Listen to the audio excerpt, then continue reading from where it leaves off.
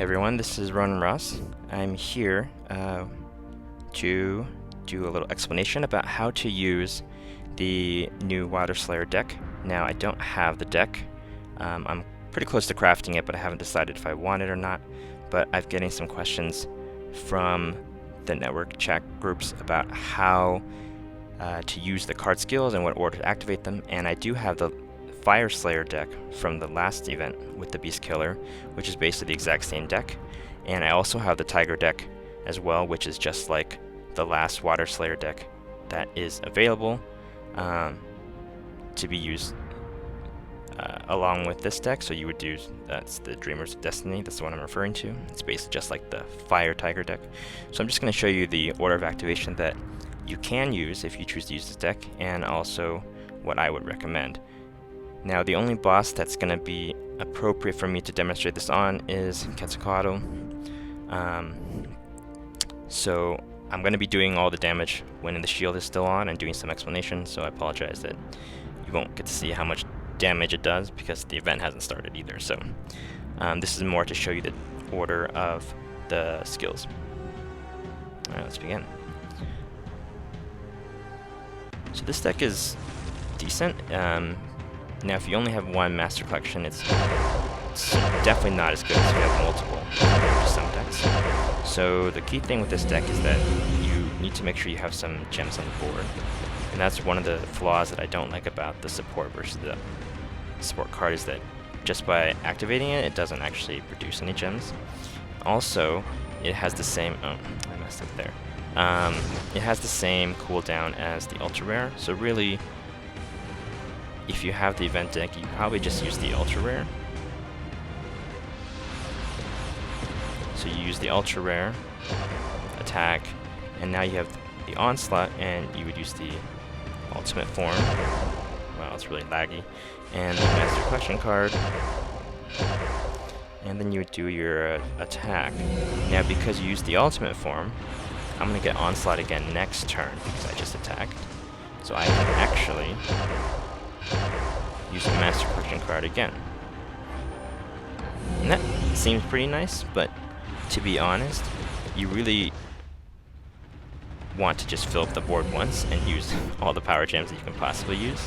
And that's possible. You can actually get a full board of power gem 4s depending on what other Water Slayer cards that you have available.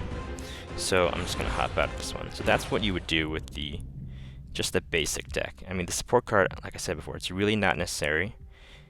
If you have other Water Slayer cards like Haldor from the first Water Slayer deck, that's way better than just having this the support card. Okay. So this is what you would do if you had last Water Slayer Ultimate Form card, which is the same as the Tiger deck. So you would use that Ultimate Form plus the Ultra Rare Ultimate Form and the Master Collection and some other card to fill it in. Now, I have to say I don't actually like this setup, but and I'll explain why. It's not my recommended way, because although you can make 10 Power Gem 4s, you're still subject to this Ultra Rare's cooldown, which is 6 turns, and if you play Slayer, you know that speed is everything, and 6 turns is the basic whole battle, so it doesn't make any sense to use it, in my opinion. But here's how you would use it. So I actually need some more gems on the board because I can't multitask. Okay. So what you need to do is you need to wait. I actually have to refill the charge for the Master Collection. Okay, so because it's a Tiger deck that you would also be using, you want to wait till you're about to get attacked, like now. You activate the Ultimate Form of the last event, and because I want Onslaught to happen, I'm going to activate the Ultra Rare, and then I'm going to attack. And now I'll activate Onslaught. The boss will attack you. You'll make the Power Gem 4s from the previous Water Slayer Ultimate Form, and now I can use the ultimate form from this event, and the Master Collection, and whatever other card that you have available to do a significant amount of damage. And again, like I showed you before, because I used the ultimate form and attacked, I can actually use the Master Collection card again. So this allows me to keep all these nice Power Gem 4s on the board. But again, it's really not that significant.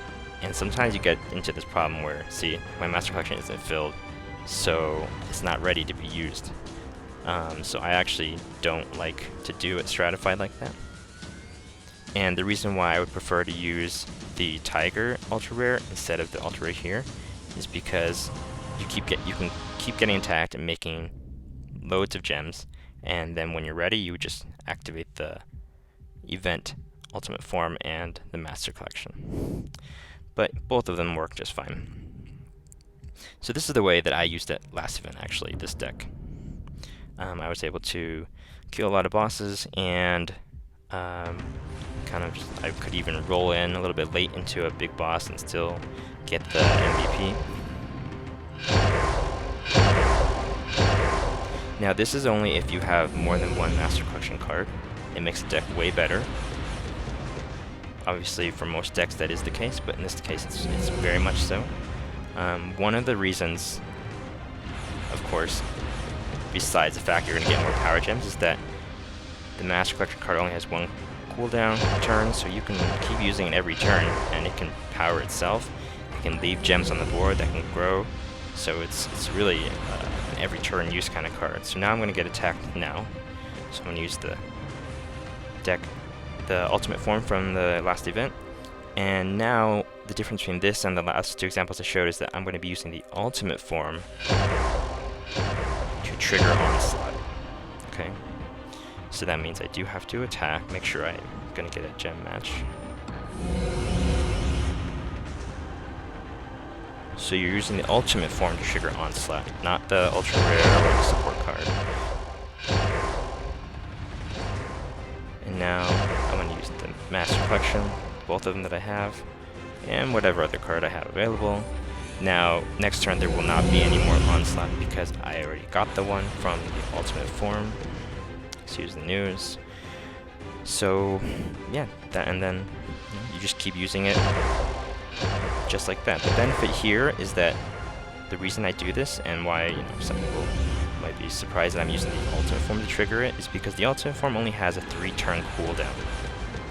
That means I can make 10 Power Gem 4s every 3 turns, and that actually it works out great. Like this, right? I'm already ready to go again, even before the Tiger deck is gonna help me out. And you're gonna be able to do a significant amount of damage just from that first big attack, but even on later attacks for something like the ultimate boss, you're gonna want it. This will help you a lot because you're gonna be making a lot of Power Gems 4s continuously. And then having the last ultimate form will allow you to continually make Power Gems as you're being attacked. And also, this is the only card that's going to be able to heal. Though with the new Water Slayer deck, the ultimate form does actually have the heal capability, so that should help out as well. So that is, in a not so quick video, apologies, how to use the skills from the last Fire Slayer deck, which is the same mechanics of this upcoming Water Slayer deck. So if you have any questions, you can hit me up in the network app, and wish you guys good luck on pulling these cards.